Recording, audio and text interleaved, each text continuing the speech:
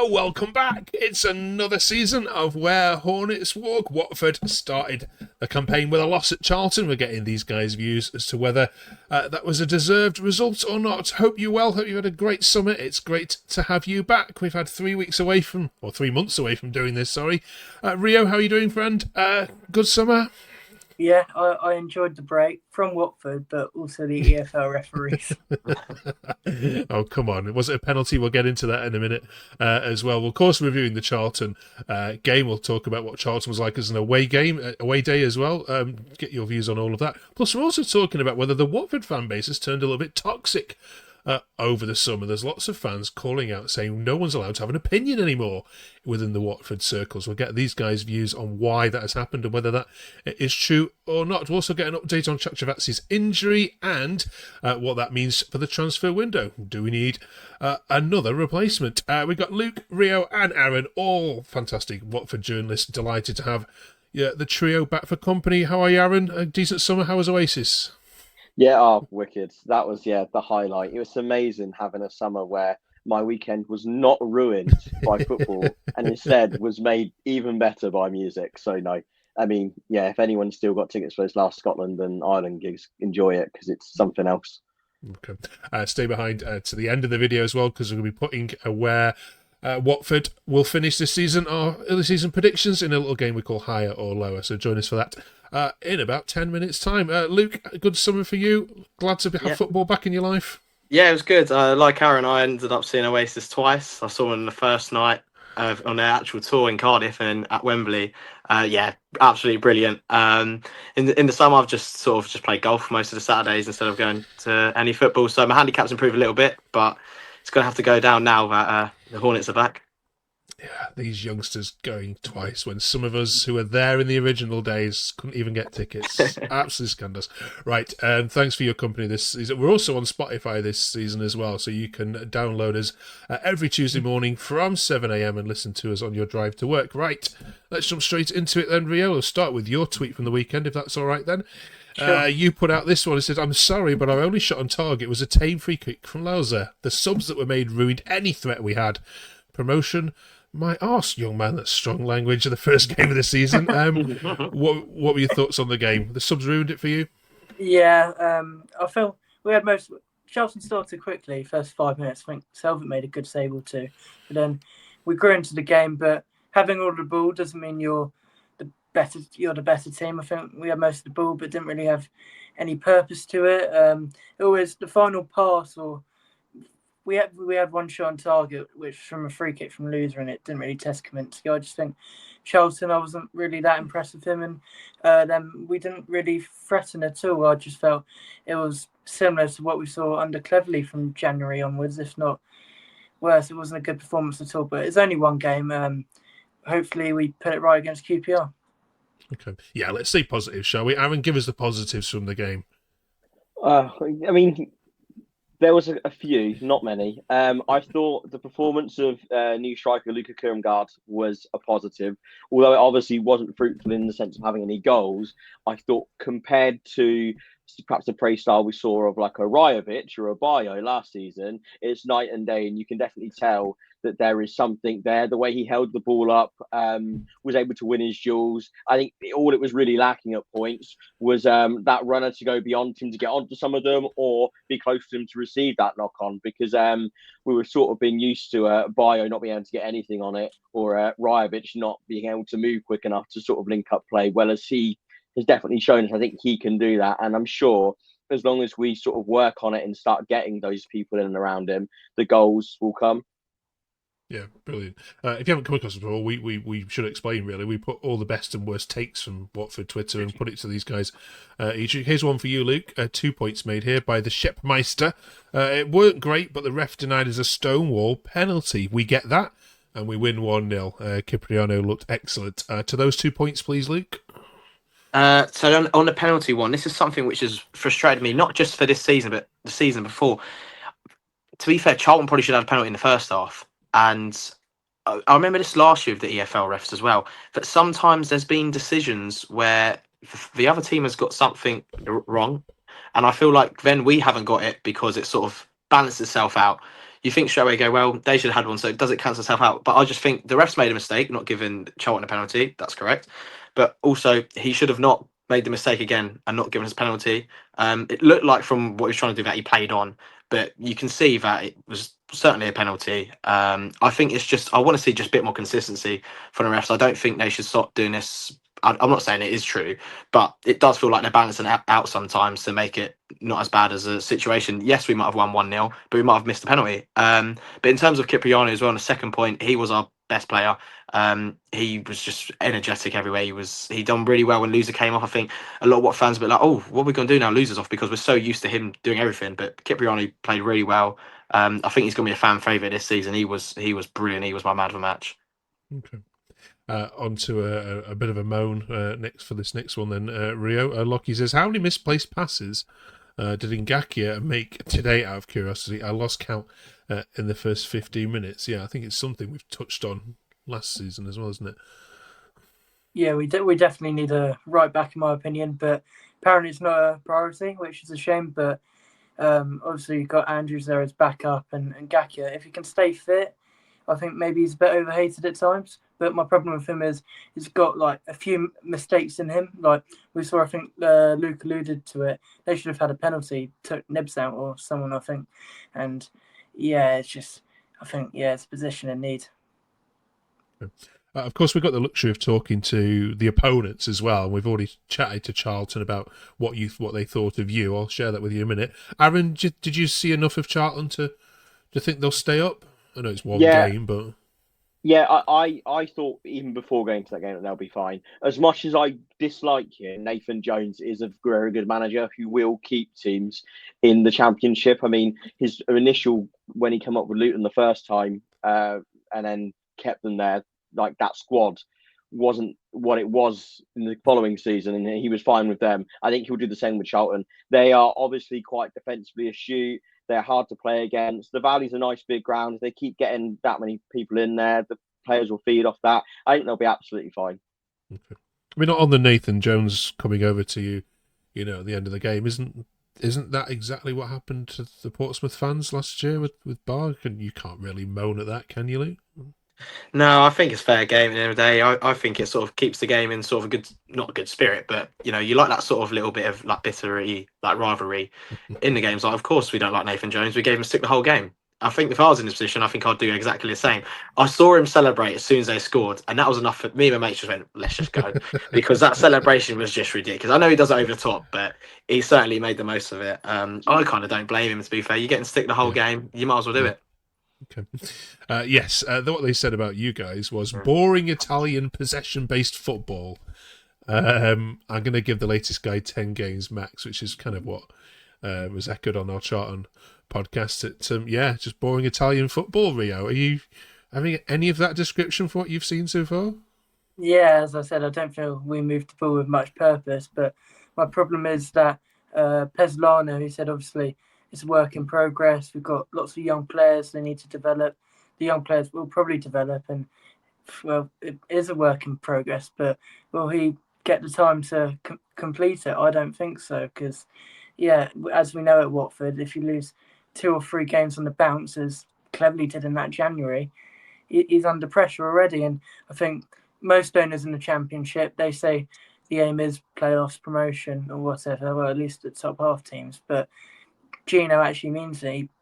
I think he probably believes the squad is capable of playoffs, and he's going to do everything in his power to do that, even if it means sacking the manager. And we're talking about that on game 1. Okay. Anything else to come out of that game from any of you we should highlight? To be fair, I know we did eventually lose, but I thought we played quite well in terms of the first game of the season. I thought at first Charlton was going to batter us for the first 20 minutes, and with them being at home, first game back in the league, I was really pleased with how we settled in. I know they had that really good chance in the first 5 minutes, and after then we settled in, and we dominated the ball well. I think we were in control of it. I just do think that we had to be that little bit quicker, and we saw that the second half where we started to move the ball a bit quicker. We had that really good chance where Dumbia missed his touch, and I think he could have been in. I do think it is a really rigid system, though, as to how we play. We spoke about Ngakia struggling, and I do think with us having inverted sort of fullbacks and playing really high, there's one point Bola, who's our left back, was our highest player forward, and actually we played a really good ball to him, and it seems like he's suited in that role, but Ngakia isn't. So it seems that at times it's only going to be that left side that we're really going to have the inverted fullbacks, and then Bar's going to create the width. So I think it is something that's going to be a work in progress. As a complete different style of play to how Cleverley was. I do think it's one of those things where we have to give it time. I'm not going to really make my decision on how we play until probably 5 games in, because the way it's playing, it can't work straight away. And also we were really missing Georgie. I really thought at times we needed someone to just get the ball in the middle and turn and go with it. And we didn't have that ball carrier in the team, sadly. But we're going to have to deal with that for now. But I was personally quite pleased with how we played in terms of setup. It was just poor defending in that free kick at the end. I also want to say I think we've got a really good centre back partnership with Caben and the Banker, and Selvik is obviously a massive upgrade on our previous keeper. So I think at the back we're decent. It's just going forward, or maybe that's my concern. And there's another centre back to come this week.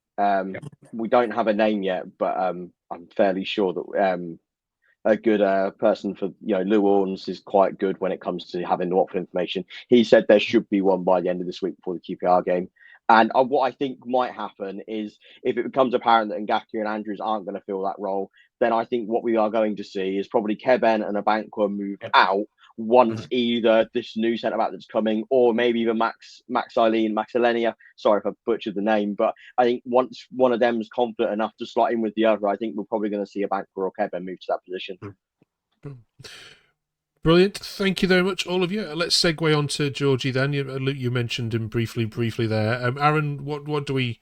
I mean, it's a nicely timed injury, isn't it, this? Because it means no one's going to buy him. I mean, she's going to be at least there till January. We've heard 2 months, 3 months. What's your understanding of the severity of it? So it's been released by the club a few hours ago that it will be next month they are targeting him to be back. What it was is the injury that he picked up at the end of last season was an injury that had been ongoing for a while, and it's believed to be some kind of stress fracture of the foot. And what had happened was it had healed, so they'd sort of pushed him back in, and it ended up making it worse. In a recent scan after coming back for pre-season, they said that it's not quite as bad as it was, but it's still there. So I think the club have kind of gone, well, okay, we rushed him back too quickly this time. Let's make sure this thing gets properly healed, because apparently it's one of those areas where if it isn't dealt with properly, it will just keep coming back and reoccurring. So obviously we don't want to be losing our best players for any length of time, and Georgie does unfortunately have a rather long list of injuries in his career, not all to do with this foot. So I think any chance that we can avoid an even lengthier spell should be taken. It does worry me that we'll lose him for the month. I know, like some people might say, oh, well, at least that's not 3 months. There's not as many games to lose him for. But I do think the big negative of that Charlton game was just how we look going forward. And I'm concerned with, well, if he's not coming back and they plan for him to be there, then they're going to have to either find another way of playing until he's back or get someone in. And if they don't sort that out quickly, I'm worried that maybe Paolo won't get the time he needs. Okay.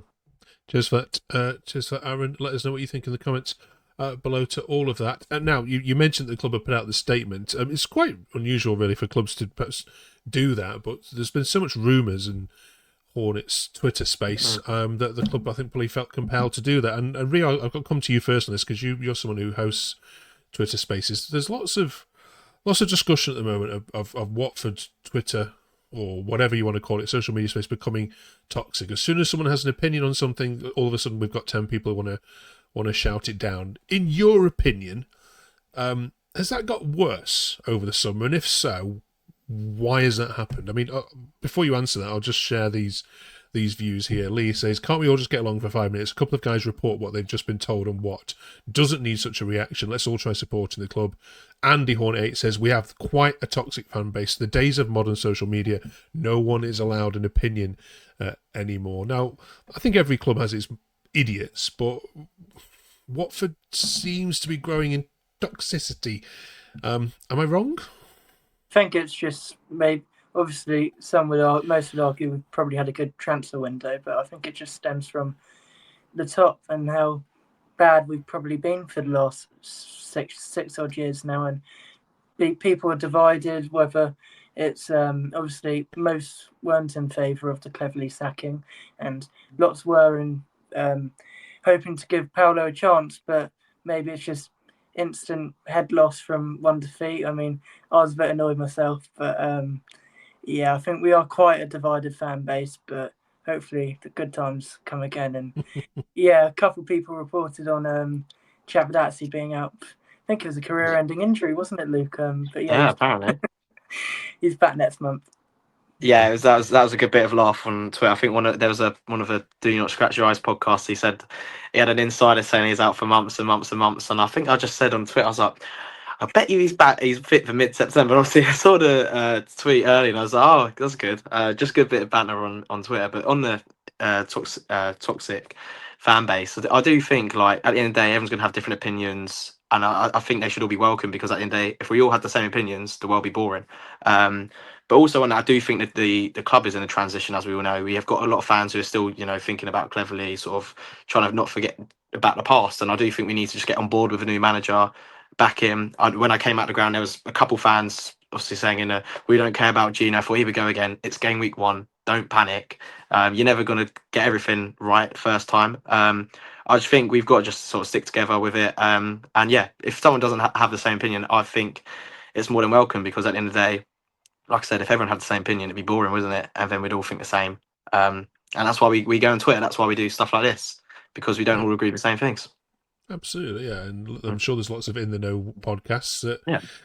Are just doing the same thing we are, which is just talking about the football club you all love. What's wrong? What's wrong with that? Exactly. Right, watch this space on this one. And finally then, we've got the transfer window to get into. We know we've lost some players that we need to talk about, and we'll obviously talk about Tom Cleverley at Plymouth a little bit more in future episodes as well. It's not going well for him down there at all. But let's get your predictions for the season to help you out before we get into the number you're going to give me, which of course we will play back in May to you to remind you what you said. I'll give you a couple of teams each. I just want you to say, just like in the old Brucey game, although you're all probably too young for this, higher or lower. Will Watford finish higher or lower than the team that I name? If that's okay. Rio, Norwich, let's start with them. I'm going to go lower. I think Liam Manning's a really good manager, and he obviously got Bristol City into the playoffs last season. They haven't had the start they wanted, losing to Millwall, but I think they're one of the highest spenders in the league outside the maybe relegated clubs in Birmingham and Wrexham. So I think they're in for a good season, and they might just miss out on playoffs. Okay, thank you, Aaron. QPR. It's a really tough one.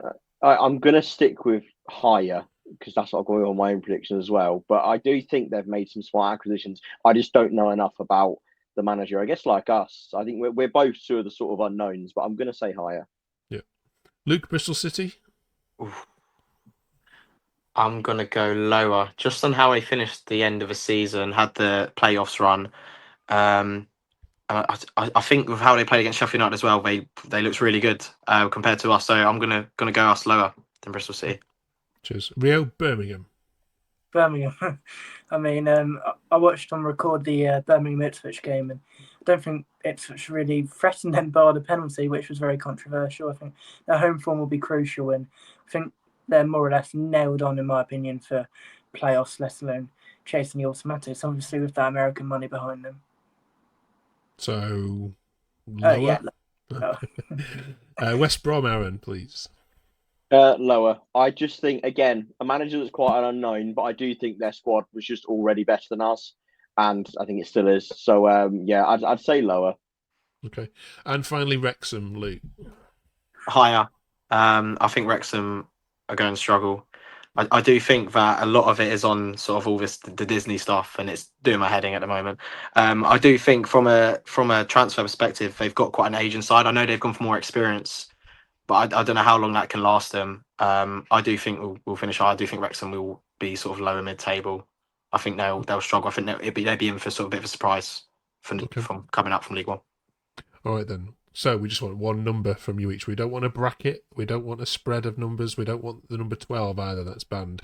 Where will Watford finish this season? One number only. Rio. I mean, obviously this is recorded. Number. 11th. Aaron. 13th. Luke. 9th. Okay. Would. It makes a nice little edit now when we can play that back in May. Sorry, Rio, jump in there. Right, perfect. Right, first of all, thank you very much for coming back and sharing the news. Enjoy the game against Norwich on. We'll be playing this before actually playing that. And QPR, of course, next week. We'll be back next week to look at the kits. Next week, the home kit and of course the away kits, and where does the away kit sit in your favourite away kits of all time? It's quite a divisive opinion I've seen so far about the current away kit, but we'll get your views on that. Drop us a comment on what you think you'd like, and we'll read some of these out next week on whether the away kit is to your taste, and we'll read some of these out next week, and also start to look, of course, at the transfer window in a little bit more detail. Thank you, Rio. Thank you, Aaron. Thank you, Luke. Enjoy your week. We'll see you in 7 days. Bye.